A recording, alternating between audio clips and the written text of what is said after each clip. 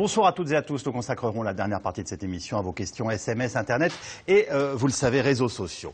Qu'ils soient derrière Jean-Louis Borloo ou François Bayrou, ce matin, les centristes ont lancé des appels afin de stopper la pression fiscale dans notre pays. Le week-end dernier, c'est le commissaire européen, Olli Rehn, qui appelait la France, dans le JDD, à se calmer, faute de quoi nous passerions à côté de la reprise. Tout cela sur fond de débats consacrés à nos retraites, vous le savez, menés par Jean-Marc Ayrault, et ce, à 3 jours de l'arrivée de nos avis d'imposition dans les boîtes aux lettres. Nous avons donc intitulé cette émission « Le millefeuille d'impôts » et voici les invités qui ont accepté de participer à ce C'est dans l'air en direct. Marc Fiorentino est spécialiste des marchés financiers. Vous avez vous-même fondé, je le rappelle, votre société de bourse. Votre livre « Sauvez votre retraite » est lui édité chez Robert Laffont. Bernard Maris est économiste, membre du Conseil général de la Banque de France. Votre journal d'un économiste en crise est lui paru aux éditions Les Échappés. Christophe Barbier est directeur de la rédaction de l'Express. À la une de votre dernier numéro, Retraite, ce qui vous attend, avec un dossier très complet et plutôt pessimiste sur le projet de réforme. Enfin, Bernard Vivier est directeur de l'Institut supérieur du travail. Vous êtes économiste et historien de formation et enseignez à la faculté libre d'économie et de droit de Paris. Alors, avant de venir à nos questions franco-françaises, par ailleurs très importantes, relatives aux retraites et aux impôts, juste une réaction. Christophe Barbier, le président de la République, vient d'annoncer en fait qu'il était prêt à rejoindre la coalition afin de mener une intervention en Syrie. Est-ce que c'est une étape importante et est-ce que ça peut conditionner aussi l'avenir de son quinquennat? Oui, bien sûr, ça marque toujours un quinquennat quand il y a comme ça une logique de guerre, pour reprendre un mot de François Mitterrand. S'il y a une chose que François Hollande a réussi dans sa première année, sans hésiter, sans tergiverser, en allant vite, bien et fort et avec succès, c'est l'opération au Mali. Mais il ne faudrait pas comparer les deux, parce qu'au Mali, la France était fer de lance, elle était sur le terrain. Là, nous ne serions pas dans l'opérationnel en première ligne. Ensuite, il y avait des troupes au sol. Il n'est pas question pour l'instant d'en envoyer sur le territoire syrien. Et enfin, il s'agissait au Mali de combattre des islamistes qui avaient installé dans une partie du Mali leur pouvoir. Là, il s'agit plutôt de condamner et de combattre un régime, celui de Bachar el-Assad, qui est soutenu par ceux-là même qui disent après Bachar, il y aura un risque islamiste. Donc on est un peu dans une sorte de négatif du dossier malien, mais il faut noter qu'en termes de géopolitique, François Hollande décide seul, vite et plutôt bien. Est-ce que s'engager dans un conflit de ce type, même s'il est aérien et avec des frappes ciblées, puisque c'est ce que tous les spécialistes envisagent pour l'instant, ça représente effectivement un danger pour la France et même un danger pour le sol français. Il y a beaucoup de députés, notamment à l'UMP, qui disent aujourd'hui faites très attention, on ne sait pas ce que peuvent être les chocs en retour et qu'ils envisagent et peuvent citer même parfois de possibles attentats sur le sol français. Ce n'est pas un danger militaire, nous n'aurons pas de soldats et nos matériels seront même assez peu exposés, les Américains feront le travail. Ce n'est pas un danger par rapport au terrorisme, puisque là encore, les islamistes ne sont pas la cible. C'est un régime qui combat une partie des rebelles qui, eux, sont dans l'islamisme. En revanche, c'est un danger diplomatique. La Syrie a déjà attenté à nos intérêts. Oui, c'est un danger diplomatique pour la France. Le risque, il peut être dans les ambassades françaises des environs. Mais est-ce que la Syrie de Bachar el-Assad a encore les moyens de frapper, par exemple, au Liban? C'est peu sûr. C'est un danger diplomatique parce que le Proche-Orient entier et le monde entier peut s'embraser. Il faut que François Hollande prenne à sa charge ce que traditionnellement la France fait depuis De Gaulle, c'est le lien avec la Russie. Chirac parlait à la Russie quand il y avait l'intervention au Kosovo, qui était déjà une intervention hors du cadre de l'ONU. Et il a calmé Helsinki à l'époque pour que pendant ce temps-là, on puisse régler le cas Milosevic et régler le cas Kosovo. C'est ça que doit faire Hollande. Pour l'instant, il n'a pas appelé Poutine, c'est Cameron qui l'a fait. Vous pensez que les Français peuvent comprendre que nous participions à une opération de ce type? Oh, il y a chez les Français le cœur et le cerveau. On va parler de leurs impôts dans une minute. Donc Il y a le cœur et la raison chez les Français. Le cœur est évidemment très sensible aux images que l'on a vues la semaine dernière, des massacres visiblement par armes chimiques. Mais de plus en plus, la raison française est assez isolationniste. Et les Français considèrent que nous n'avons plus les moyens financiers, mais aussi militaires et presque psychologiques pour se mettre dans ce genre de guêpier. Néanmoins, c'est Hollande qui a raison, éventuellement contre son opinion. La France, puisque l'Europe n'existe pas au niveau géopolitique, la France doit être évidemment de tous ces chantiers-là, diplomatiques, la paix entre Israël et la Palestine, ou militaire quand il le faut. Voilà, et dans les 48 heures, bien entendu, si la situation évolue, nous consacrerons un C'est dans l'air à la situation en Syrie et à ce projet d'intervention militaire auquel seraient associés sans doute les Britanniques et les États-Unis. On en revient à nos impôts. Je repense à ce que nous disait Olli Rehn, en l'occurrence vice-président de la Commission européenne le week-end dernier. La France aurait atteint un seuil fatidique en matière d'impôts. Alors, est-ce que ça existe, les seuils fatidiques en matière d'impôts? Marc Fiorentino. Oui, ça existe, c'est-à-dire qu'on ne peut pas les mesurer en chiffres. Pourquoi? Parce qu'on a des pays dans lesquels nous, on a un problème majeur. Le problème majeur, c'est que notre système fiscal fonctionne très bien. C'est-à-dire qu'on a une fiscalité, on a une administration fiscale qui est tellement efficace qu'elle est redoutable. C'est-à-dire qu'on ne peut pas comparer deux chiffres de prélèvement obligatoire dans deux pays différents. Quand on a des annonces spectaculaires sur les hausses d'impôts en Grèce, on peut les monter à 90%, de toute façon on ne les percevra pas. Quand on monte de 1% les impôts en France, c'est immédiat. Oui. Si on vous dit demain... si on décide de taxer les retraités demain... C'est à la seconde. Oui. Et on sait que les gens payent, c'est-à-dire qu'on va parler d'évasion fiscale, on peut parler de tout ce qu'on veut, mais je dirais que le Français moyen va payer ses impôts et que les impôts rentrent. Donc on a une arme qui est extrêmement redoutable, qui fonctionne extrêmement bien. On a probablement une des administrations, c'est peut-être le joyau de l'administration française, c'est son administration fiscale, c'est peut-être la seule qui fonctionne vraiment bien. Et donc on a aujourd'hui atteint... Ça ne me dit pas où est le seuil. J'ai bien compris que vous disiez. En tout cas, ce qui est sûr, c'est qu'on a l'arme. Voilà. Moi, je vous demande le seuil pour l'instant. Non, mais c'est déjà important de comprendre que le système fonctionne bien. bien. Ensuite, le seuil, il est très simple à calculer. C'est à partir du moment où la pression sur le pouvoir d'achat est telle que la consommation ne progresse plus. Et aujourd'hui, on sait très bien que ce n'est pas ni la hausse du chômage, ni la détérioration de la situation, mais la détérioration du pouvoir d'achat liée à la hausse des impôts qui fait qu'il n'y a plus de croissance en France. Donc, le seuil est atteint. Bernard Livier, partagez cette analyse? Oui, tout à fait, en ajoutant également que le seuil se mesure aussi dans la fuite des talents. Les jeunes générations peuvent quitter aussi le territoire français pour aller dans des régions, des morceaux du marché du travail européen ou mondial où la pression fiscale est moindre. L'exemple de Londres est un exemple important. C'est une grande ville française aujourd'hui, Londres. Juste pour préciser, il faut quand même remettre ça en comparaison par rapport à d'autres pays. Il faut rappeler tout simplement, hein, on connaît ou pas les chiffres, hein, on est à 46,5% de prélèvements obligatoires. On était à 43% en 2010, donc déjà il ne faut pas imputer ça uniquement au gouvernement Hollande, c'est pas politique. C'est un signe d'incompétence de tous les politiques de tous bords, pas simplement. D'augmenter les impôts ? Oui, parce que augmenter les impôts, c'est la solution la plus simple puisque ça évite de faire les décisions qui sont nécessaires. Les décisions qui sont nécessaires demandent un courage politique. C'est la réduction des dépenses publiques. En fait, quand on a cette avertissement... C'est ce que nous dit Olli Rehn, en l'occurrence. Quand Olli Rehn dit vous avez atteint un seuil important en matière d'impôts, c'est pas ça qu'il dit. Il dit en fait vous n'avez pas fait, parce qu'il ne veut pas attaquer directement le gouvernement, il dit vous ne faites pas le travail que vous avez promis. Quand vous avez annoncé que vous alliez faire des hausses d'impôts, vous aviez dit 40 milliards de hausses d'impôts, 20 milliards de réduction de dépenses publiques. On ne les voit pas. Donc ce qu'il est en train de dire, Olli Rehn, il est en train de dire vous n'avez pas le courage politique de prendre les mesures nécessaires. Donc vous allez au plus simple, vous augmentez les impôts. La discipline budgétaire doit passer par une baisse des dépenses publiques et non par de nouveaux impôts. Qu'est-ce que vous en pensez, Bernard Maris? Le seuil, c'est quelque chose de très très compliqué. C'est vrai qu'il y a l'évasion fiscale qui permet de mesurer les seuils. Et si vous regardez l'évasion fiscale française, elle n'est pas plus forte qu'ailleurs. Elle est plutôt plus faible qu'en Allemagne, par exemple. Il paraît qu'ils sont en train de rentrer, les contribuables. Bon, là. Donc de ce côté-là, si vous d'ailleurs qu'on m'explique ce mystère, moi. Ben oui, non, mais ça veut dire que peut-être que la saturation n'est pas atteinte tout à fait.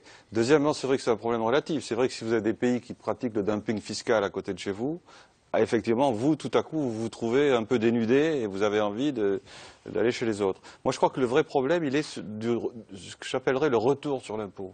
L'impôt, c'est un acte démocratique. Hein, c'est-à-dire que vous votez pour ça. C'est comme ça, c'est la vie. Vous allez voter pour l'impôt. C'est un des piliers de la démocratie, l'impôt. Mais ce qui fait problème aujourd'hui sur le retour sur impôt. C'est-à-dire que vous avez de l'impôt pour avoir une bonne protection sociale. Vous avez de l'impôt pour avoir de l'éducation gratuite. Vous avez de l'impôt pour avoir de bons services publics qui fonctionnent. Est-ce que vous avez le sentiment d'avoir ce retour aujourd'hui? Je ne crois pas. Je crois que c'est là le problème aujourd'hui. Vous voulez dire que notre seuil d'intolérance, il est lié à la qualité de nos services publics? Il est lié à la qualité de retour. Vous allez chez le pharmacien, vous commencez à payer. Vous allez dans les hôpitaux, vous voyez qu'il y a des franchises qui sont assez importantes. Vous allez... Finalement, vous regardez les dépenses scolaires, elles sont très très importantes, plus que vous croyez. Donc ce qui fait la qualité du service public français et la hausse, ce qui justifie la hausse de l'impôt relatif des Français, le niveau d'impôt relatif fort des Français, c'est la qualité du service rendu, c'est ça, me semble-t-il. Et je crois que moi, à mon avis, l'inquiétude du gaspillage, parce que la qualité du service rendu, c'est aussi l'inquiétude du gaspillage. Je crois que le seuil se mesure par rapport à la qualité du service rendu. Moi, je ne demande pas mieux, finalement, d'avoir une administration merveilleuse. S'il y avait toutes les administrations fonctionnaient comme l'administration fiscale, ce serait absolument formidable. Mais est-ce que cette qualité est là? Et je crois que c'est là qu'elle est l'inquiétude. Moi, je suis prêt à payer si je sais qu'en retour, parce que l'État ne garde pas l'argent dans les caisses, hein, il le redistribue, il en fait quelque chose. Je suis prêt donc à le donner si en retour j'ai quelque chose. Est-ce que je l'ai? C'est moins sûr. Rappelons juste notre classement. Hein. On est deuxième aujourd'hui, derrière le Danemark. Il n'y a plus que le Danemark devant nous en termes de prélèvement obligatoire. Par exemple, un pays comme la Suède, qu'on considérait toujours comme un pays dans lequel il y avait beaucoup d'impôts, il est derrière nous alors qu'il était 5 points devant nous il y a encore 10 ans. Oui, je me souviens quand Ingmar Bergman avait quitté son pays pour cesser de payer des impôts. Donc, Nous, c'est Gérard Depardieu. elles arrivent normalement à partir de vendredi. Je vous parle bien entendu de nos feuilles d'impôt. Autrement dit, nos avis d'imposition. On sait que la découverte 2013 de ces petits papiers sera un moment douloureux, en tout cas pour ceux qui payent les impôts. Gel du barème, baisse du quotient familial, refiscalisation des heures supplémentaires. Tout cela avec une nouvelle tranche à 45%. On parle d'une augmentation moyenne de 200 € par Français, même si ce chiffre n'a pas une grande signification. Visiblement, 2014 réservera aussi d'autres surprises, avec notamment le fameux retour de la taxe carbone. Margot Chouraki, Mathieu Despiau et Lise Barcellini. Moi, je suis très sensible à ce ras-le-bol fiscal que je ressens de la part de nos concitoyens, qu'ils soient des ménages, des consommateurs, ou qu'ils soient des entreprises. Le mot est lâché par le ministre de l'économie. Et pourtant, 2 jours plus tard, c'est son homologue de l'écologie qui annonce la création d'une contribution climat-énergie. Pour le plus grand plaisir des écologistes, quitte à chahuter la majorité socialiste. Il faut éviter les impôts sur l'écologie parce que sinon les gens vont se détourner de l'écologie. Voilà, l'écologie, c'est pas une punition, c'est une chance extraordinaire. Je le redis à nouveau pour lever tout malentendu, il n'y a pas de nouvel impôt. Il s'agit de verdir notre fiscalité, pas d'augmenter la fiscalité, le niveau de fiscalité auquel les Français sont soumis. En tout cas, cette nouvelle contribution vient quand même s'ajouter en 2014 à une hausse de la TVA déjà annoncée qui rapporterait 6 milliards d'euros. Le taux normal passera ainsi à 20%, le taux intermédiaire à 10%, tandis que le taux réduit, lui, baissera à 5%. François Hollande avait promis que les hausses d'impôts en 2014 s'arrêteraient là. Pour 2014, en dehors de cette disposition pour les ménages, il n'y aura aucune autre augmentation d'impôts. Un vœu pieux, alors que les Français paieront déjà en 2013 33 milliards d'impôts supplémentaires. Il y a eu d'abord l'augmentation de taxes comme sur la bière, les cigarettes ou encore la hausse de la redevance télévisuelle. Mais le plus gros est à venir avec la feuille d'imposition que les Français recevront en septembre. Vous allez vous apercevoir des premières mesures fiscales qui ont été votées par François Hollande que vous avez mentionnées dans votre déclaration de revenus. Typiquement, par exemple, il y a le gel du barème de l'impôt sur le revenu. Autre disposition pour les familles avec enfants, la baisse du plafond du quotient familial d'un peu plus de 300 € par enfant à charge. Autre disposition pour les très hauts revenus, ceux qui touchent plus de 150 000 €, la création d'une nouvelle tranche d'impôt sur le revenu. Avant, cette tranche était à 41%, là elle passe à 45%. Et dernière disposition, la refiscalisation des heures sup. Tous les Français imposables vont ainsi devoir payer davantage d'impôts. En moyenne, 200 € de plus par foyer fiscal sur l'année. Un gain de 11 milliards d'euros pour l'État, auquel s'ajoute la régularisation des exilés fiscaux. Ça représente des recettes pour l'État et puis c'est aussi un signal. On peut estimer que sur les régularisations qu'on peut attendre d'ici la fin de l'année, c'est-à-dire au moins 5 000 dossiers, ça pourrait représenter 1,5 milliard, voire 2 milliards de rentrées fiscales. Donc c'est quelque chose qui n'est pas du tout neutre et éventuellement même, s'il y a plus de dossiers, ça peut représenter davantage. Depuis juin, l'administration fiscale a reçu autant de dossiers de régularisation qu'au cours des 2 dernières années. Peut-être l'une des conséquences positives de l'affaire Cahuzac.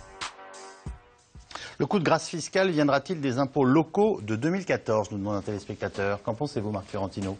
Non, les impôts locaux. Je pense que ça ne sera pas simplement les impôts locaux. Le coup de grâce, on l'a déjà.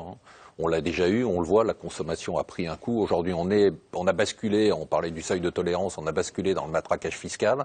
On est aujourd'hui dans une tendance qui est une tendance lourde, il faut bien le rappeler. On n'est pas dans une tendance qui est née il y a 1 an, on est dans une tendance qui est permanente. On a une corrélation entre le manque de courage politique par rapport aux mesures de réduction de déficit public et le taux de prélèvement obligatoire. Et ça, c'est vraiment extrêmement frappant. Vous mettez dos à dos, droite et gauche là? Absolument, je les mets complètement dos à dos. Alors c'est vrai qu'aujourd'hui, aujourd'hui, on a une solution de facilité, c'est que la gauche est trouvée au pouvoir et a un instrument qui est extraordinaire, quoi. Donc, à partir du moment où on lui dit il faut 2 milliards, il faut 4 milliards, bon, elle va chercher 0,1 point là. On va parler tout à l'heure des retraites, on verra. Ça, le dossier des retraites, lui, est carrément paniquant, hein.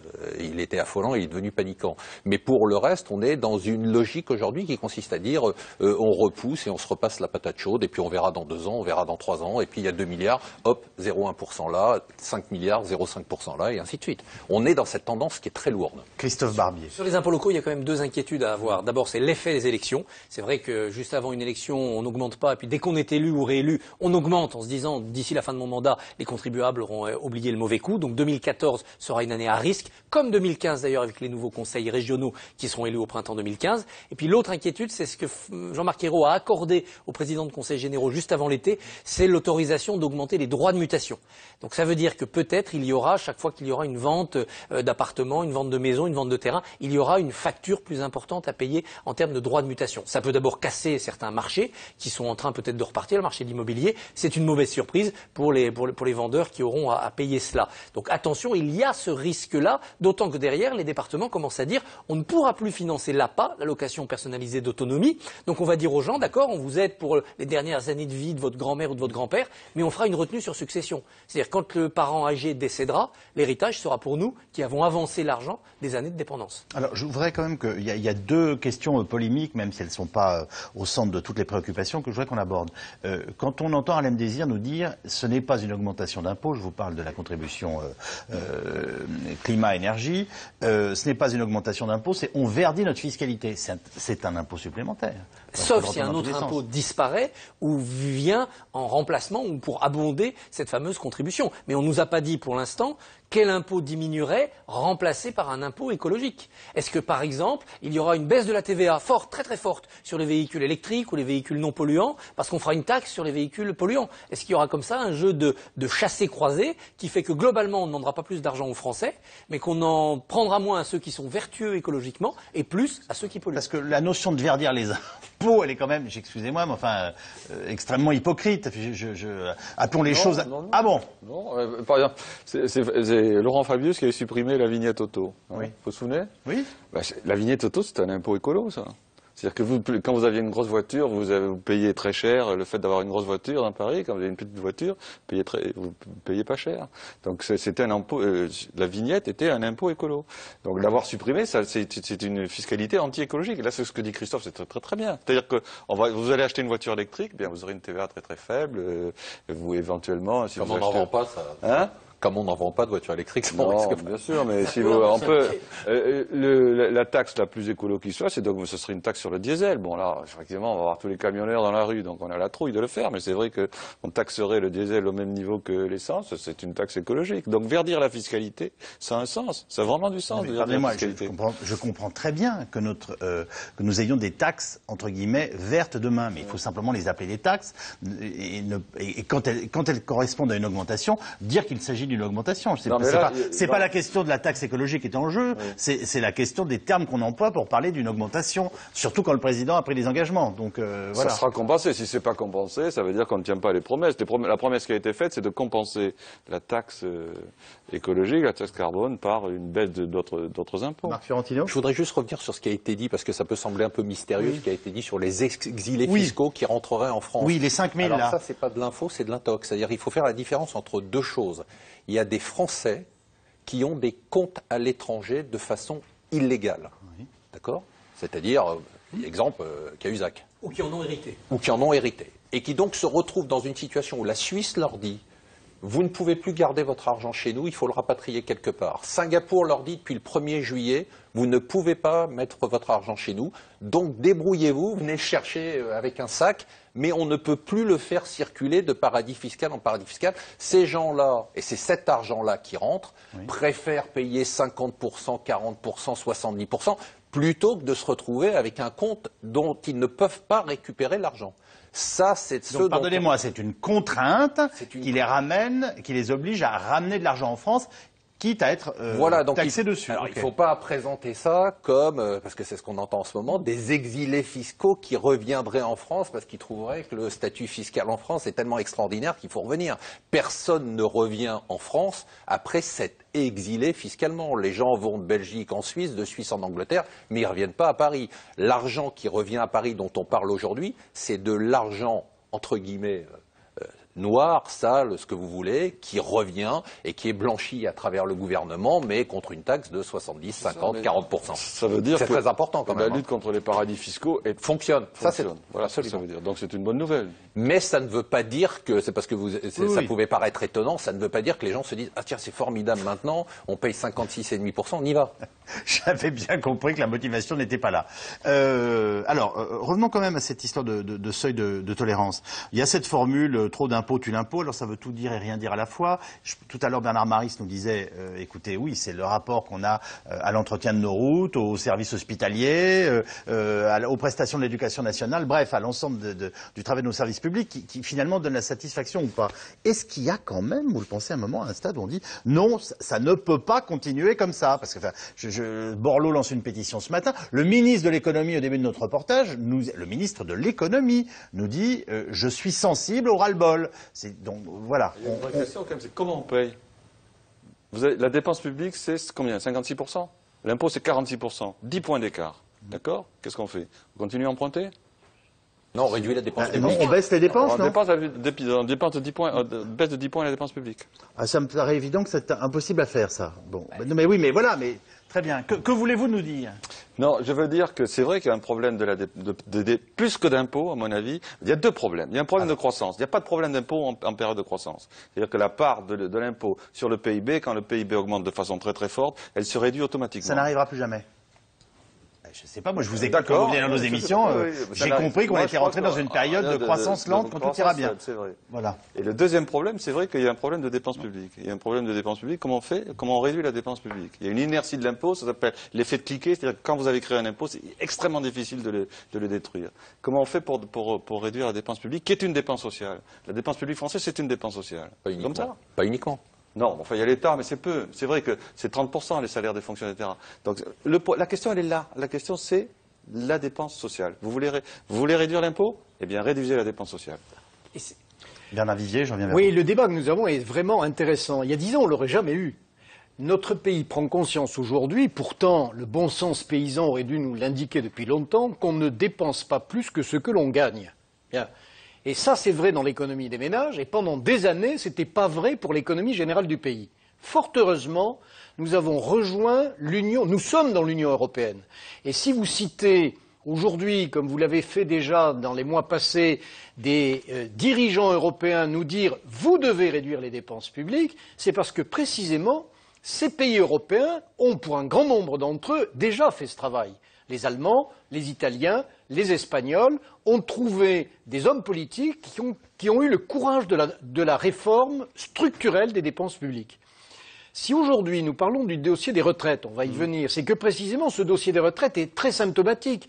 Les retraites, c'est un quart des dépenses publiques, c'est encore la moitié à peu près des dépenses sociales. Donc c'est le dossier massif. Et si Mario Monti, si les Européens nous disent on vous donne encore un peu de temps pour vous mettre d'équerre sur l'ensemble des paramètres qui font que la France est bien dans le concert européen, vous devez, sur le dossier des retraites, faire des réformes.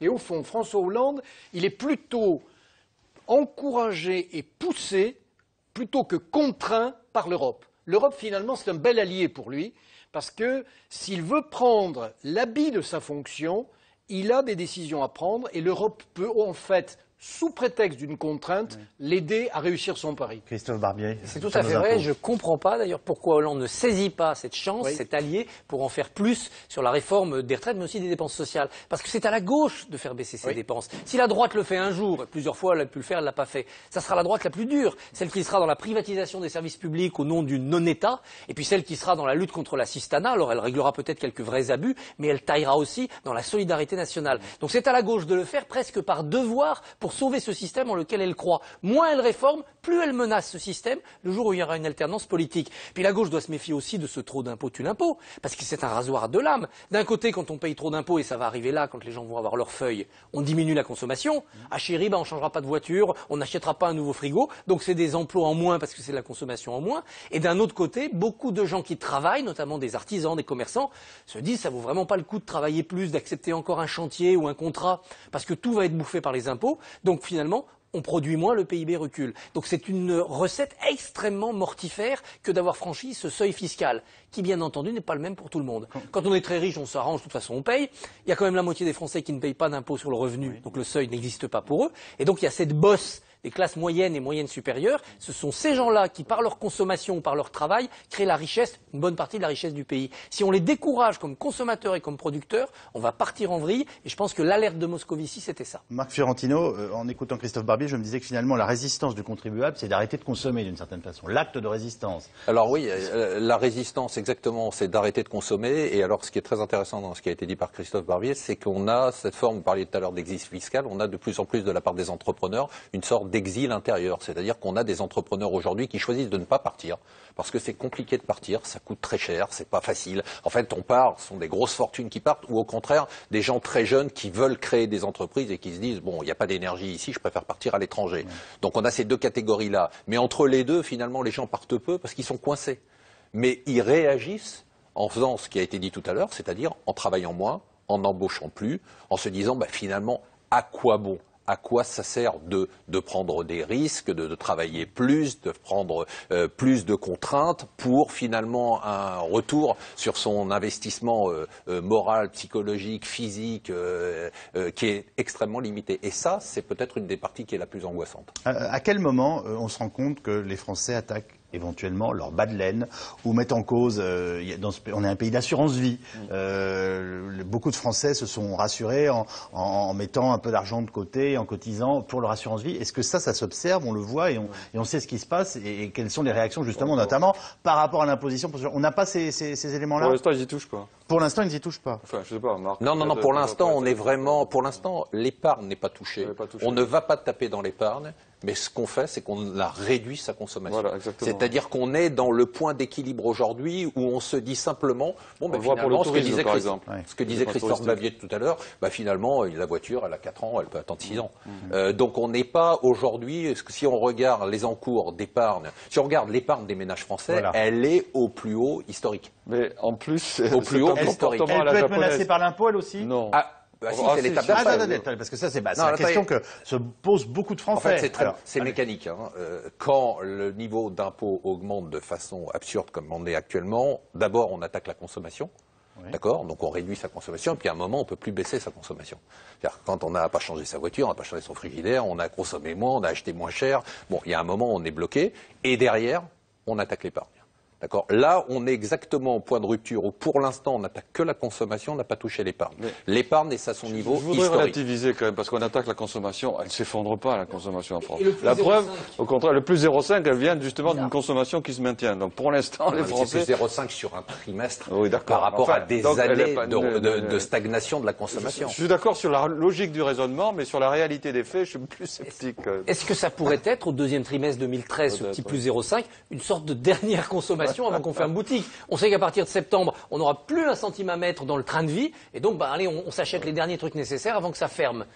Peut-être une explication psychologique. C'est plutôt un effet retard. C'est-à-dire qu'on a eu, comme vous le disiez tout à l'heure, une voiture, elle a 4 ans, mais une fois qu'elle a 10 ans ou 12 ans, elle ne roule plus. Donc ce qu'on a eu, ces 0,5%, c'est le retard de consommation qu'on a accumulé depuis 3 à 4 ans. Donc on a un effet retard qui fait qu'on aura 2 ou 3 trimestres de consommation un peu mécanique. Je vais le dire avec des mots simples. Est-ce qu'économiquement, si je puis dire, on a intérêt à ce que les Français injectent un peu de leurs économies et de leur bas de laine dans le fonctionnement de la machine? Vous comprenez ce que... Non, parce qu'aujourd'hui, le fonctionnement de la machine, c'est un puits sans fond. C'est-à-dire qu'on est aujourd'hui... aujourd'hui, je rejoins ce que dit Bernard Maris. C'est-à-dire qu'on peut payer des impôts. Payer des impôts, c'est un effort de solidarité. Personne ne peut être contre. Mais à partir du moment où je dis simplement, moi je ne serais pas tout à fait d'accord sur la notion de service rendu, parce que je crois qu'en termes de service rendu, on a un service rendu qui est quand même un service de qualité. Je pense qu'on est dans une perception générale, réelle ou fantasmée, de gâchis, de gaspillage, de gabegie de l'État. Et on a vraiment l'impression aujourd'hui, les Français disent aujourd'hui, nous on a fait nos efforts. Au monde politique, au monde des régions, à l'État de dégraisser un peu, ça ne peut pas être toujours dans les mêmes poches qu'on va taper. Donc je pense que ça ne servira à rien de dire aux Français, prenez dans votre épargne, parce qu'ils vont vous dire, je prends dans mon épargne, pourquoi? Par solidarité vis-à-vis de qui? Vis-à-vis de dépenses publiques qu'on pourrait réduire et qu'on ne réduit pas? Non. Bernard Maris. Non, je ne veux pas intervenir trop longtemps, mais je ne suis pas d'accord sur l'État. L'État, il a fait le boulot, l'État. Il est au taquet, pratiquement. Il a vraiment fait des efforts. Non, l'État, il a vraiment fait des efforts. La politique Sarkozy a payé, si je puis dire, entre guillemets. C'est vraiment la question du trop de dépenses, c'est vraiment la dépense sociale. Et la dépense sociale, elle est terriblement, je parle sous votre contrôle, la dépense sociale, elle est terriblement minée par une question horrible, c'est la question du chômage. S'il n'y avait pas de chômage en France, il n'y aurait aucun problème de retraite, etc. Mais c'est vrai qu'avec ce chômage colossal, on a un problème de financement de gens des inactifs. Bon, le financement des inactifs, c'est le financement des gens qui ne sont pas au travail sur le marché du travail, et c'est le financement des gens qui sont sortis du marché du travail. Voilà le gros problème de l'État. C'est vrai qu'il a le problème des régions. Je ne suis pas assez compétent là-dessus. Donc inactif au sens le plus large du terme. Mais dire que c'est l'État, je ne suis pas tout à fait d'accord. L'État, il a fait du boulot. Vraiment, il a fait attention. Il fait attention, l'État. Il a une dépense de fonctionnement qui est relativement faible. Il a diminué les dépenses militaires. Il a vraiment fait des efforts. C'est vraiment le social, la question. C'est ça, la question. Christophe Barbier. Je pense que sur les effectifs d'administration centrale, il y a sans doute encore des efforts de bon management à faire. Mais bon, on peut en discuter. Mais c'est vrai que sur les collectivités territoriales, là, c'est le prochain chantier. Voilà. Le gouvernement actuel veut créer des métropoles. Est-ce que les métropoles ne seront pas un échelon de plus ajouté aux autres? J'étais cet été avec le président d'une grande région qui me disait, mais la région s'occupe d'une agence de développement économique, la métropole qui va arriver sur ma ville principale va en faire une aussi. Donc on va être en compétition, on va être en doublon, ils vont embaucher des fonctionnaires et les Français auront l'impression que dans ce fameux millefeuille d'impôts qui au départ est un millefeuille de dépenses, on aura rajouté une feuille. Et ça, je pense que c'est très dangereux et je pense d'ailleurs que les débats parlementaires tout au long de l'automne autour de ça vont être très virulents. Bernard Didier. Oui, on le voit, le président de la République, il a un quinquennat, puisque nous avons maintenant un président de la République pour 5 ans, c'est très rapide. Et ce président de la République a quelques mois aujourd'hui pour vraiment prendre, je me répète, l'habit de sa fonction. C'est pas en 2016 ou 2017 qu'il va pouvoir prendre des mesures structurelles. Oui, il faut encore rationaliser l'appareil de la fonction publique. Oui, il faut éviter ce millefeuille territorial qui s'empile et qui crée une fonction publique pléthorique. Rappelons-le à chaque fois, la qualité de la fonction publique est réelle en France. Chaque fonctionnaire est de grande qualité, les fonctionnaires. Mais globalement, nous avons une fonction publique trop grasse par rapport aux autres pays. Ce que ne cessent de nous dire nos voisins européens et nos alliés européens, c'est dire attention, il vous faut taper dans le dur, il vous faut faire des réformes, et la réforme des retraites est aujourd'hui la première réforme, c'est pas la seule. Est-ce que le président de la République, le gouvernement, va être un peu timoré, jouer un peu comme il le fait toujours la stratégie de l'évitement? Là où Nicolas Sarkozy jouait la stratégie de l'affrontement, du rapport de force et du contrat et du deal permanent, la stratégie de l'évitement, c'est une stratégie de petits pas, de petites étapes. Ce n'est pas la vraie réforme. Et les partenaires sociaux, peut-être on y reviendra, les partenaires sociaux, aujourd'hui, plus qu'on le croit, sont prêts à accepter une vraie réforme des retraites. Alors justement, allons-y, ce sont donc 7 milliards supplémentaires qui doivent être trouvés d'ici 2020 pour combler le déficit de nos caisses de retraite. C'est tout l'enjeu, bien entendu, des dernières concertations menées par le Premier ministre Jean-Marc Ayrault.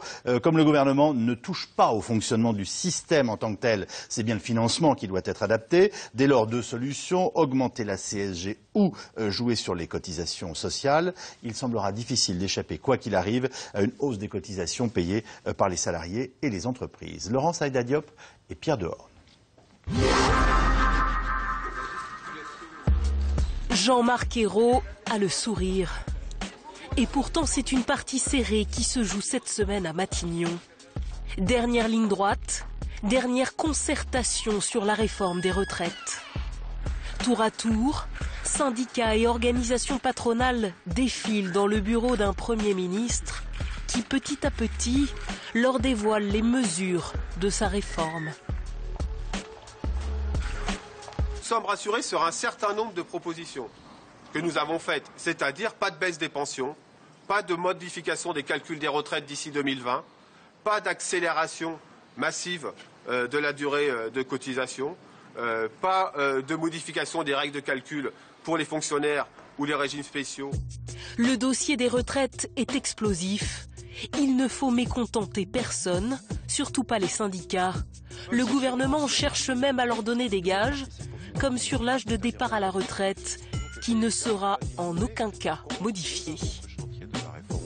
Il n'en est pas question parce que ça serait pénaliser toute une génération. Tous ceux qui ont prévu de partir à la retraite là, dans les années qui viennent, qui s'en sentiraient trahis, qui serait en quelque sorte une atteinte à un contrat qui a été passé avec eux. Je crois que c'est vraiment une question essentielle. C'est un vrai choix de société. Mais certains syndicats voudraient plus. Abolir la réforme Fillon, stopper l'allongement programmé de la durée de cotisation. Pas question pour le gouvernement qui compte bien respecter le calendrier.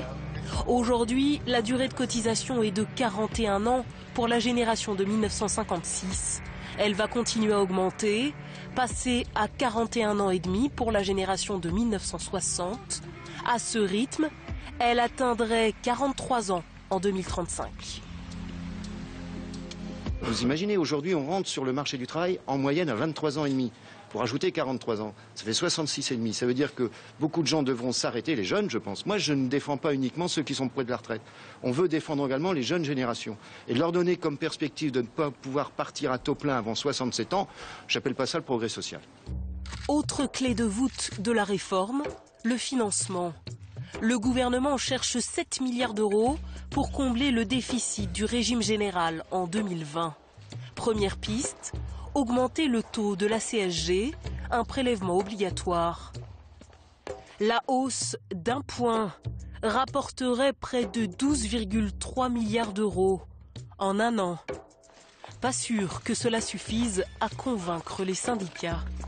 Le pouvoir d'achat disponible serait restreint et donc les salariés pourraient effectivement moins consommer. Ce serait préjudiciable à la croissance et ce serait une mesure injuste.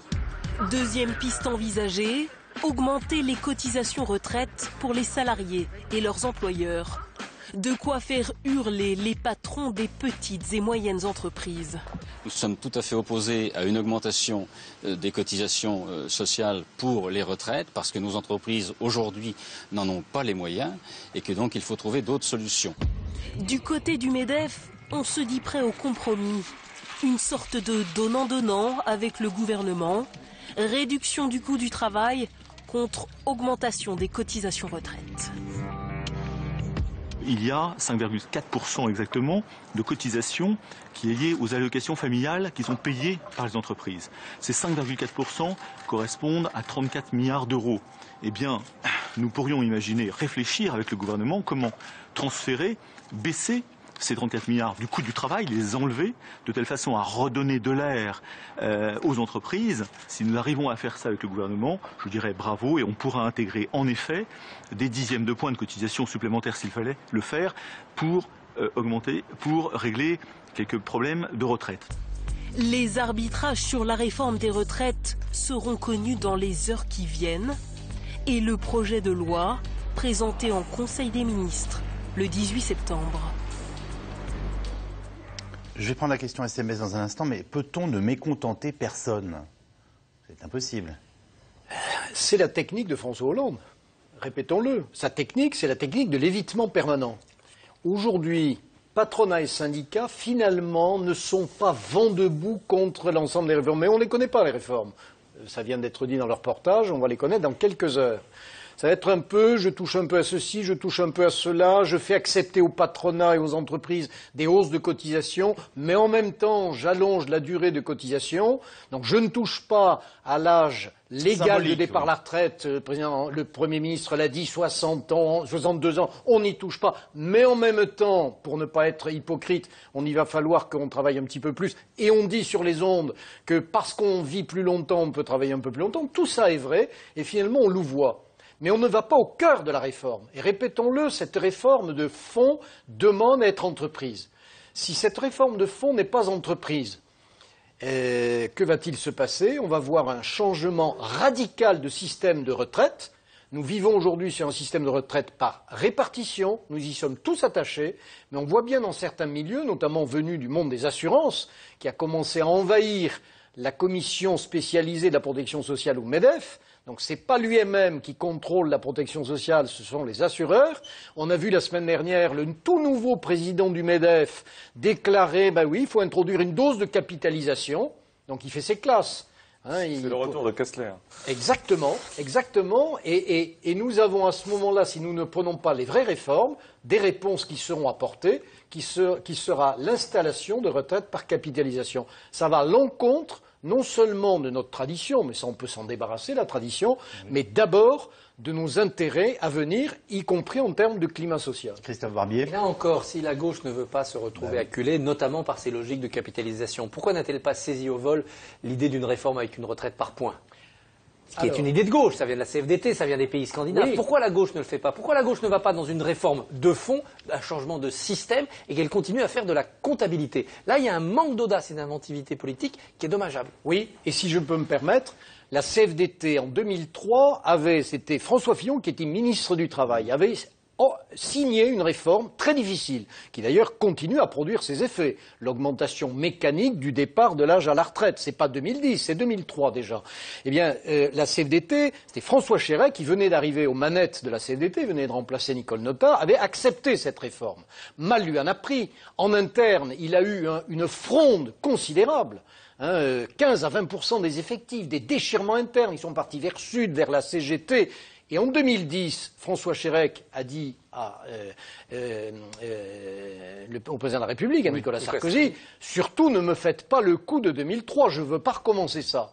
Aujourd'hui, la CFDT, qui avait en effet avancé l'idée de retraite par points, rentre bien cette réforme dans sa poche, au fond de la poche, parce qu'elle ne veut pas payer trop et à nouveau une avancée vers une réforme de structure du régime de retraite. Quand on a dit ça, on dit qu'effectivement, le monde politique est un peu peureux, que la classe syndicale est un peu peureuse et que le monde patronal est en train de se livrer aux logiques de la retraite par capitalisation. Ce n'est pas tout à fait exact, parce que nous avons un mûrissement, une maturité de l'opinion. Les syndicats, ce sont des relais d'opinion. Ce sont aussi des conducteurs de l'opinion. Ils ne font pas que remonter l'inquiétude. Ils ont aussi le rôle et le devoir de dire au monde du travail on ne pourra plus demain dépenser plus que ce qu'on gagne. Marc Fiorentino. Moi, je pense que c'est je serais beaucoup plus sévère que ce qui a été dit. Je pense qu'on vient de rater une occasion historique. C'est-à-dire qu'on a aujourd'hui, quand on regarde les sondages, une opinion qui est prête à faire des sacrifices. Ils en font beaucoup. Ils étaient prêts à faire des sacrifices en matière de retraite, prêts à accepter l'idée de l'allongement de la durée de cotisation, prêts à accepter même l'idée d'une augmentation, d'une désindexation partielle des retraites pour financer la retraite, pour préserver le système par répartition, qui est vraiment la clé de la solidarité du système français. Ce qui vient de se passer est extrêmement grave. Parce que je vous entends parler depuis tout à l'heure de réforme de retraite. C'est pas une réforme de retraite, ça. Une réforme de retraite, c'est soit, alors je dis pas qu'il fallait tout faire, mais c'est l'allongement de la durée de cotisation. Mais c'est fait, ça. On n'en fait pas. Non, il n'y en aura pas. On n'en parle pas. On dit, non, ça a été fait, mais ce n'est pas suffisant. L'âge légal de départ à la retraite, d'accord? Et ça, là, on tape dans le dur. C'est ce qui a été fait dans les précédentes réformes. Là, c'est pas une réforme. Là, c'est un mode de financement du déficit à venir du système des retraites. Je ne vois pas ce qu'il y a. On ne parle pas de réforme. On parle d'augmentation d'impôts. On parle d'augmentation de taxes, on parle d'augmentation de cotisations. Il n'y a pas de réforme courageuse. Ce n'est pas une réforme des retraites. On ne peut pas parler de réforme des retraites. J'insiste là-dessus parce que je crois qu'on va le regretter. On va parler dans quelques mois d'occasions manquées.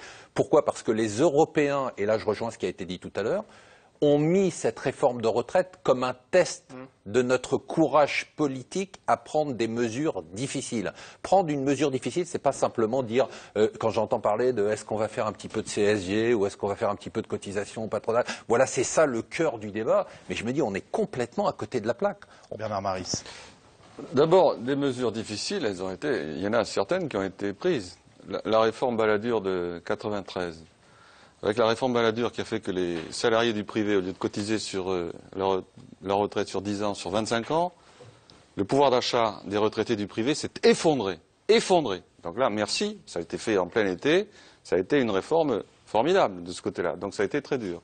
Deuxièmement, le fait de désindexer les retraites, de ne plus indexer les retraites sur les salaires, mais d'indexer les retraites sur l'inflation. Là aussi, vous avez le pouvoir d'achat des retraités qui s'effondre. Donc ça aussi, ça a été fait.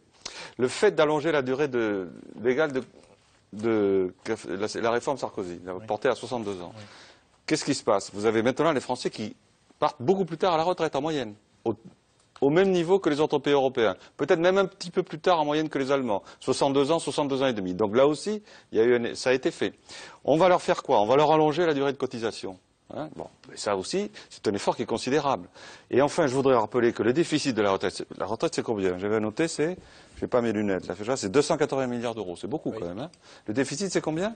13 milliards. Il ne faut quand même pas non plus dire que c'est un gouffre, c'est un trou, c'est ceci, c'est cela. Donc ce qu'on cherche à faire, le fait qu'on veuille équilibrer le régime des retraites de cette manière-là, moi ça me paraît tout à fait, je ne sais pas, raisonnable. Alors, on ne touche pas aux régimes spéciaux. Mais on n'aligne pas le privé sur le public. Voilà. Alors justement, il y a des réformes qui sont très importantes pour l'opinion, à mon avis. Aligner le public sur le privé.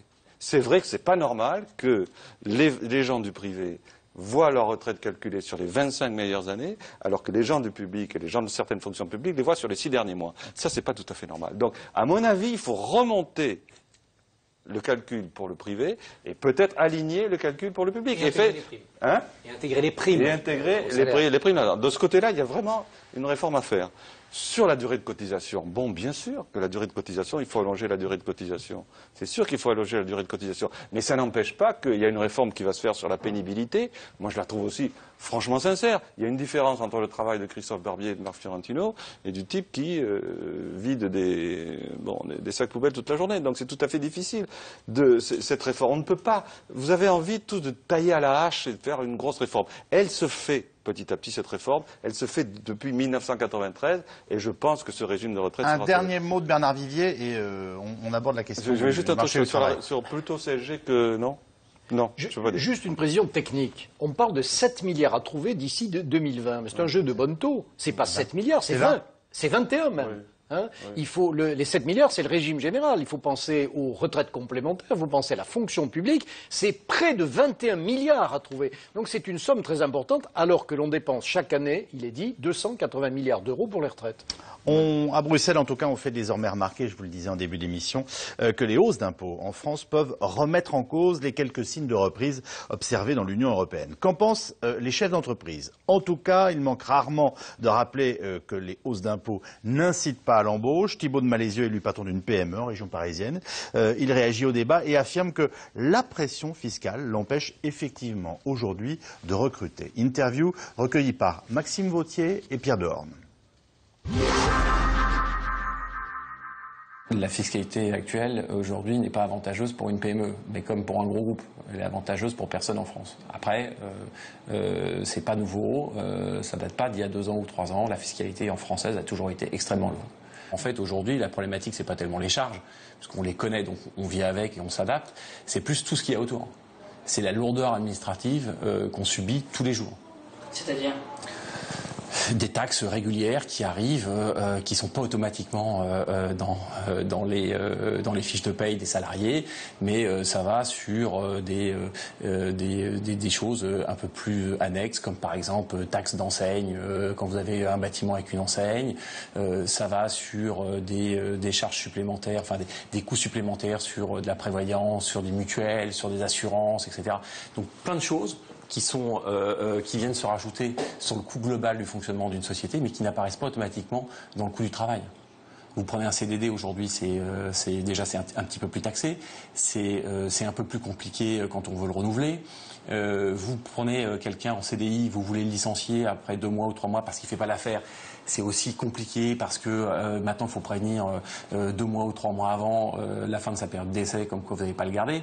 Donc tout ça est compliqué. Aujourd'hui, on a un système du droit du travail qui est adapté aux grosses sociétés et qui est absolument en décalage avec le milieu des PME. Nous, on aurait la capacité aujourd'hui à embaucher 5% de personnes en plus, mais il y a une telle lourdeur pour licencier les gens en cas de creux d'activité que on ne le fait pas. Il y a un problème de façon générale de cadre fiscal en France qui dure depuis des années, où un jour on a le droit de défiscaliser tel investissement, le lendemain on n'a plus le droit. Voilà, on a aujourd'hui un cadre qui n'est pas rigide, qui n'est pas fixe, qui fait que on n'a pas de visibilité et puis on n'a pas de, on a un peu une peur de l'investissement. Mais il faut oublier l'idée que il y a un changement en termes de taxes depuis 2 ans. Moi j'attends un peu de courage politique avant tout. Il y a une complète ignorance du milieu de la PME en France. C'est ça qui est le plus inquiétant en fait aujourd'hui de la part de nos gouvernants, c'est qu'ils ne savent pas du tout ce qui se passe. Aujourd'hui, il y a un potentiel de croissance dans les PME très important, mais aujourd'hui, en effet, le coût du travail qu'on a, même si on a appris à vivre avec, est aujourd'hui un vrai frein pour, par exemple, des opérations à l'export. C'est intéressant. Ils nous disent c'est pas les taxes qui nous, c'est pas l'imposition, c'est la lourdeur de la machine administrative et le manque de capacité à avoir une visibilité. En gros, là, on entend un jeune chef d'entreprise qui nous dit qu'il est prêt à embaucher, qu'il a envie de faire des choses, qu'il veut développer ses marchés, qu'il sait que ça tape assez fort du côté des impôts, mais qu'à la limite ça, il a appris à faire les charges, mais qu'en revanche, il n'y a pas de prévisibilité de ce qui peut lui. Voilà, la projection dans l'avenir semble extrêmement difficile dans notre pays. Vous partagez cette analyse, vous ? Oui, c'est vrai que l'insécurité administrative, l'insécurité législative, le fait que la loi change tout le temps, ça ne crée pas un horizon qui facilite l'investissement. Pour un investissement, il faut un horizon stable, une visibilité. Et c'est vrai que si ça change tout le temps, c'est pas facile. Ça, je reconnais que de ce côté-là, le choc de simplification, on attend. Oui, le témoignage de ce chef d'entreprise est très révélateur. Il commence par dire, moi les charges je les maîtrise, mais les impôts qui viennent de l'extérieur, je les maîtrise pas. En fait, son vrai problème, il le dit tout de suite après, c'est ça, c'est la question de l'insécurité. Le droit social dans notre pays manque de sécurité, et pour les salariés, et pour les chefs d'entreprise. Et l'accord qui a été signé en janvier dernier entre patronat et syndicats vise précisément à donner à la fois de la flexibilité aux entreprises, de la souplesse, de la capacité de réaction au marché qui bouge de plus en plus, et en même temps de la sécurité, aussi bien pour les salariés que pour les chefs d'entreprise. Quand on doit réduire les effectifs, s'il faut attendre 2 ans que toutes les procédures soient faites, eh bien les concurrents, ils se régalent en France, à l'étranger. Et quand on est salarié, la même chose. Donc les revers de jurisprudence, les décisions de la Chambre sociale de la Cour de cassation qui font des coups politiques, tout ça, ça a un coût social et un coût économique très important. C'est le directeur des relations du travail qui disait les coûts de la Chambre sociale de la Cour de cassation, coûts COUPS, ont un coût très difficilement supportable. C'est un haut fonctionnaire qui le disait. Il a raison. Et il pointait à la fin, ce chef d'entreprise, peut-être la racine de tout cela, c'est une sorte de philosophie anti-entreprise en France, ou en tout cas d'une ignorance de l'entreprise. Peut-être des Français eux-mêmes, qui sont peut-être pas un peuple d'entrepreneurs, mais ils ont prouvé par le passé qu'ils savaient le faire quand même, et puis ils le font à l'étranger. Et puis surtout, je crois, des hommes politiques. Regardez le nombre d'hommes ou de femmes politiques qui sont passés par l'entreprise, mais vraiment passés par l'entreprise, qui ont créé leur PME, qui ont été en responsabilité dans des grands groupes. C'est très faible. On a une culture de la fabrication de l'élite politique qui est déconnectée de la fabrication de l'excellence économique. Marc Fiorentino. Je voudrais quand même revenir. Alors, il a dit ça, il a dit effectivement les impôts, le point des impôts, c'est surtout le manque de prévision et de prévisibilité. Enfin, je pense que je voudrais revenir là-dessus quand même. La charge pour un patron de PME en matière d'impôts, de taxation, elle est quand même extrêmement lourde. Ce n'est pas qu'un problème de prévision des impôts et des taxes. Aujourd'hui, il faut savoir que le seul réservoir qu'on a de création d'emplois, le seul, ça ne peut pas être l'État, compte tenu de ce qu'on vient de dire sur les dépenses publiques. Oui. Ça ne peut pas être les grandes entreprises parce qu'elles sont dans une course à la concurrence internationale qui fait que de toute façon elles doivent délocaliser et réduire leurs effectifs en France. Donc on n'a plus quoi? On n'a plus que les PME, on ne va pas rappeler ça, c'est ce qui fait la force de l'Allemagne. On ne va pas revenir là-dessus et on ne va pas revenir sur cette histoire. Donc on sait très bien que c'est là que ça se passe et aujourd'hui de ce côté-là il y a une démobilisation totale. Et je ne pense pas que ce soit simplement une question de prévision, c'est une question de charge sociale. Il y a quelque chose de très intéressant que sort le magazine Forbes, le magazine américain, chaque année. Il appelle ça le taux de misère fiscale. C'est-à-dire qu'il additionne de façon vraiment purement mécanique tous les impôts, et tous les taux d'imposition, la TVA, donc ça, c'est juste, je dirais que c'est pas mathématiquement exact, mais ça donne juste une connotation du taux de la pression fiscale dans tous les pays. Il prend tous les impôts, et puis il regarde ce que ça donne, c'est-à-dire il y a la TVA, plus l'impôt sur le revenu, plus la taxation sur les plus-values. On est numéro 1, avec un coefficient de 160, l'Allemagne est au milieu de tableau avec 120, les États-Unis sont à 85, et on finit avec nos amis du Qatar qui sont à 12. Donc aujourd'hui, si demain vous allez créer une entreprise au Qatar, bah vous avez les employés n'ont pas d'impôt sur le revenu et la société a un impôt sur la société qui est simplement de 12%. On ne peut pas dire que ça ne fait pas une différence. C'est-à-dire que si demain vous allez à Hong Kong, si demain vous allez à Singapour, vous vous retrouvez dans des conditions fiscales qui sont absolument incroyables. Aujourd'hui, le Zimbabwe aussi, c'est à peu près le même taux. C'est pas une plaisanterie. Singapour, c'est pas une plaisanterie. Hong Kong, c'est pas le Zimbabwe. Les États-Unis, c'est pas le Zimbabwe. Londres, c'est pas le Zimbabwe. Ne dites pas de mal du Zimbabwe. Donc je dirais qu'on est aujourd'hui face à des gens qui font un arbitrage économique. Vous devez créer une entreprise aujourd'hui. Si demain quelqu'un venait me voir en me disant je dois créer une entreprise économique, une entreprise pour lesquelles j'ai des perspectives de croissance, est-ce que je la crée ici ou est-ce que je la crée ailleurs? Je dirais que sans hésiter, je lui dis de la créer ailleurs, et ça me fait mal de lui dire ça, mais d'un point de vue purement mathématique, les chiffres sont là, il ne doit pas la créer en France parce que la pression fiscale est insupportable.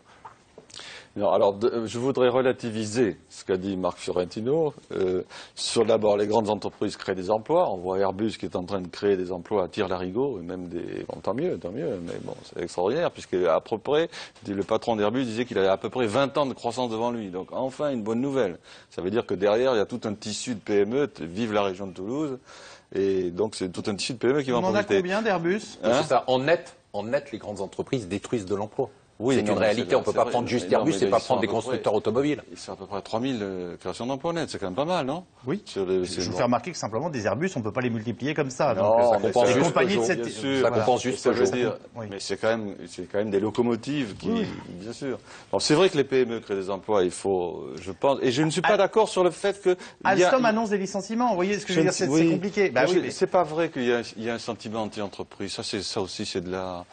Je crois pas, j'y crois pas trop, Christophe, franchement, qu'il y a un sentiment anti-entreprise en France. En tout cas, les entrepreneurs le ressentent de cette façon, le ressentent comme une absence totale de compréhension du monde de l'entreprise. Au moins une connaissance. Alors, il y a une bonne nouvelle, c'est que Laure Pellerin a décidé de créer une école de l'entrepreneuriat. On espère qu'elle va y aller, parce que je pense qu'il faut déjà que les membres du gouvernement apprennent le monde de l'entreprise. Ils ont que le mot efficacité, le mot entreprise, le mot création d'emploi dans la bouche, tous les gens du gouvernement. Donc je veux bien croire qu'ils soient anti-création d'emploi, anti-entreprise, anti-efficacité, mais ils ne parlent que de ça. Qu'ils n'y arrivent pas, c'est peut-être autre chose. Mais au moins, je ne pense pas qu'il y ait un sentiment... Je me souviens de la phrase d'Édith Cresson, nous, notre grande réussite, c'est d'avoir réussi faire aimer l'entreprise aux Français. Elle avait dit ça, Édith Cresson, donc c'était il y a bien longtemps. Donc les socialistes sont dans le mythe de l'entreprise depuis des générations. Ce sont des productivistes, ils veulent de la croissance, ils veulent de l'emploi. Je ne crois pas qu'il y ait un sentiment anti-entreprise qui soit un sentiment socialiste. Il y a une méconnaissance totale du monde de l'entreprise et une méconnaissance totale du monde de la PME. C'est possible. Aucun membre du gouvernement n'est passé par une PME. Et la deuxième chose que je voudrais relativiser, c'est pas parce qu'un pays ne paie pas d'impôts que c'est un pays intéressant et bien. C'est pas vrai.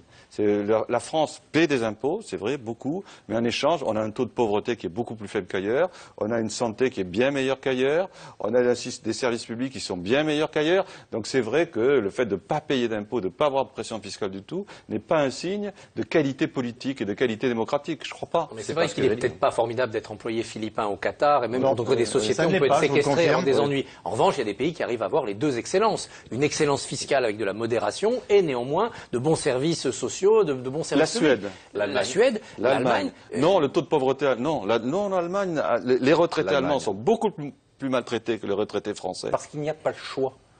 Oui, d'accord. Mais parce qu'il n'y a pas le choix, parce qu'il y a des sacrifices à faire, on ne peut pas vivre au-dessus de ses moyens. D'accord, mais les retraités allemands sont beaucoup plus maltraités que les retraités français. Le taux de pauvreté en Allemagne est beaucoup plus fort qu'en France, et les chômeurs allemands sont beaucoup plus maltraités que les chômeurs français. Bon, c'est des choix, mais vous me direz peut-être l'Allemagne, c'est le modèle vers lequel il faut aller, mais il faut savoir que si on va vers ce modèle, on aura beaucoup plus de pauvres, des retraités qui sont plus mal payés, et des chômeurs qui sont moins bien indemnisés. C'est comme ça la dépense. C'est le modèle du réalisme. On vit dans l'utopie. Non, c'est le modèle de la solidarité. Ce que vous appelez le réalisme, c'est l'antisolidarité. C'est bon. C'est pas la même culture. C'est vrai que le rapport au travail, le rapport à la solidarité, on ne peut pas dire qu'il n'y ait pas de non. solidarité en Allemagne. C'est le pays du consensus social. Je ne peux pas laisser dire qu'il n'y a pas de solidarité en Allemagne. Non, si le mot consensus social a une existence dans un pays, c'est en Allemagne. Non, mais la réalité allemande est peut-être plus tragique de point de vue social que la réalité française. Et on va passer aux questions SMS. Non, on va voir si on peut reparler de la CSG. Le candidat Hollande avait-il promis tous ses impôts ? Pas exactement quand même. C'est vrai qu'il avait promis des actions fiscales, mais je pense qu'une partie de ses électeurs a été surprise de voir le marteau fiscal tomber si largement.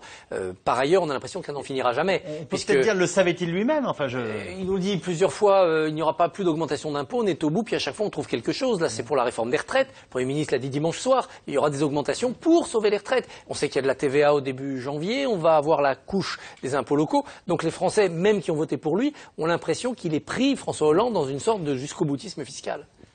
Oui, il est sincère. Il nous dit, le président de la République, très régulièrement, à l'horizon de dans 2 ans, il n'y aura pas d'augmentation d'impôts. C'est nous qui ne savons pas lire le français. L'horizon, c'est une ligne imaginaire qui recule au fur et à mesure qu'on s'en rapproche. Quelle est la politique fiscale aux États-Unis et en Allemagne? Je crois que vous y avez en partie répondu. Oui, je crois que c'est assez simple. Alors aux États-Unis, il y a un système qui marche très bien, c'est-à-dire qu'ils ne sont pas parvenus à un accord politique.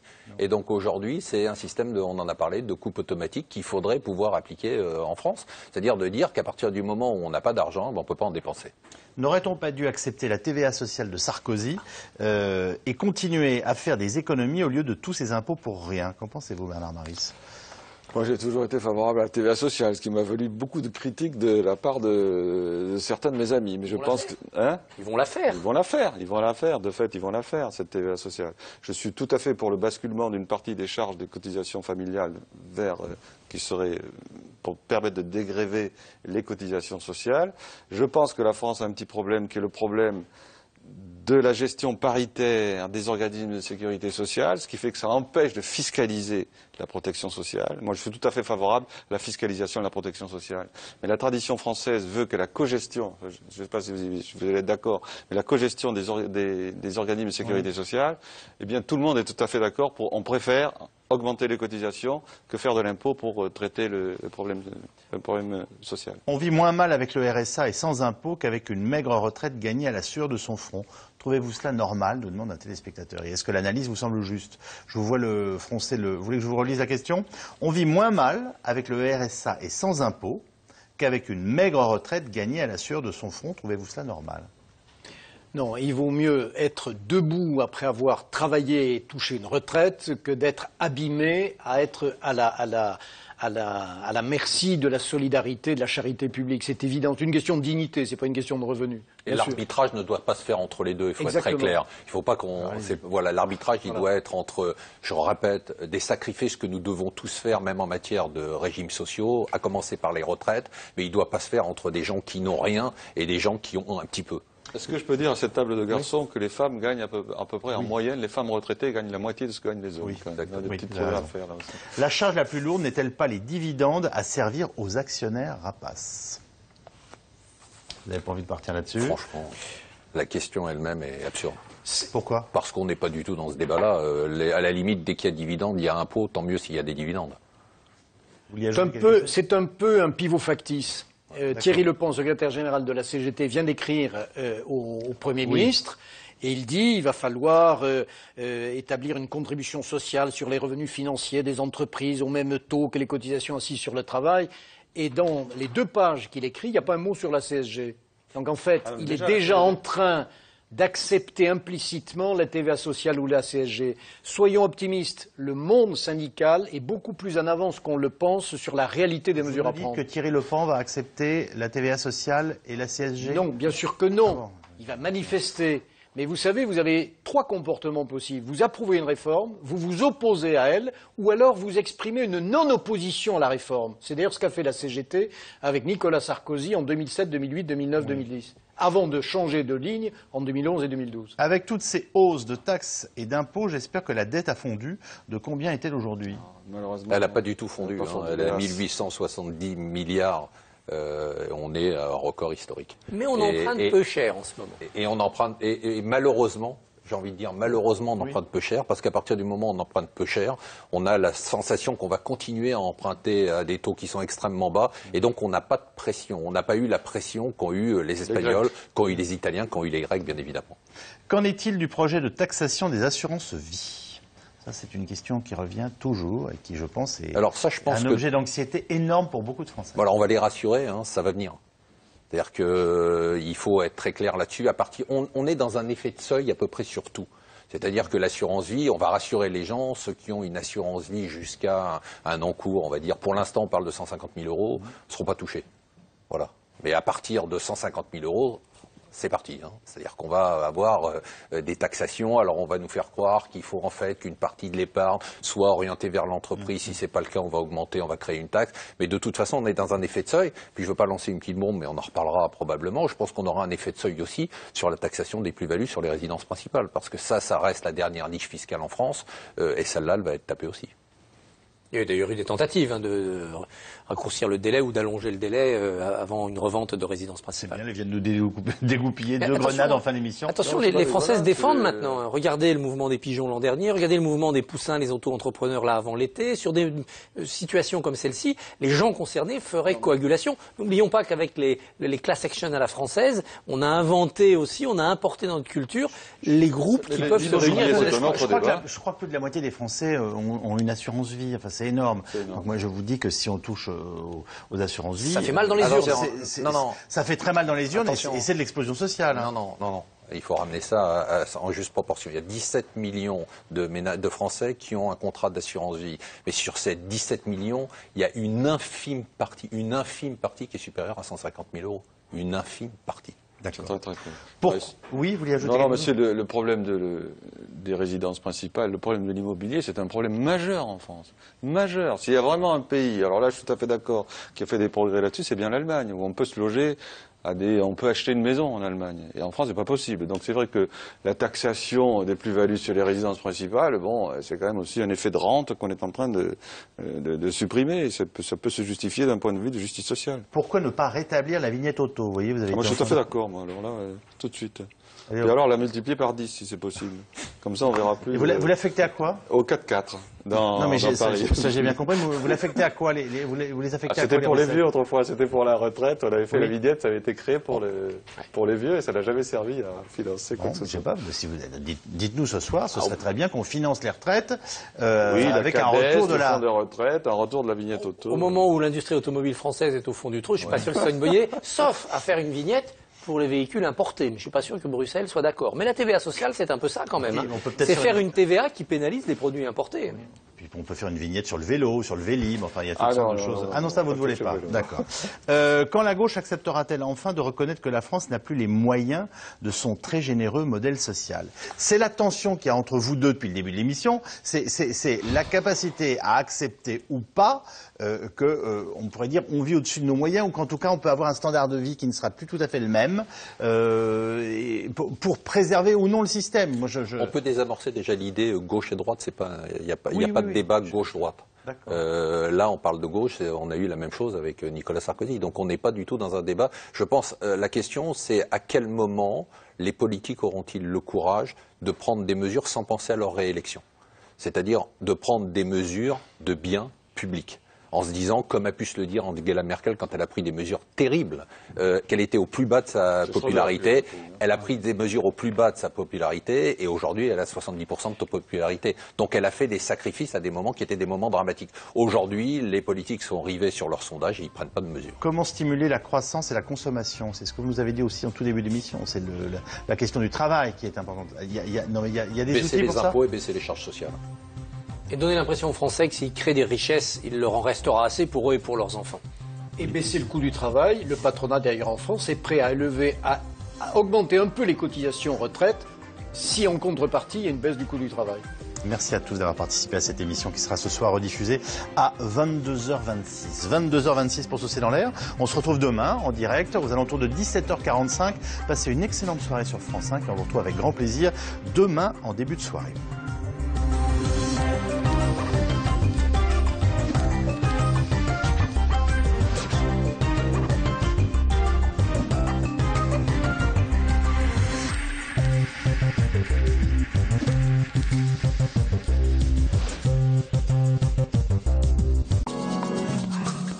Pour toutes vos questions sur l'actu, c'est dans l'air sur France5.fr.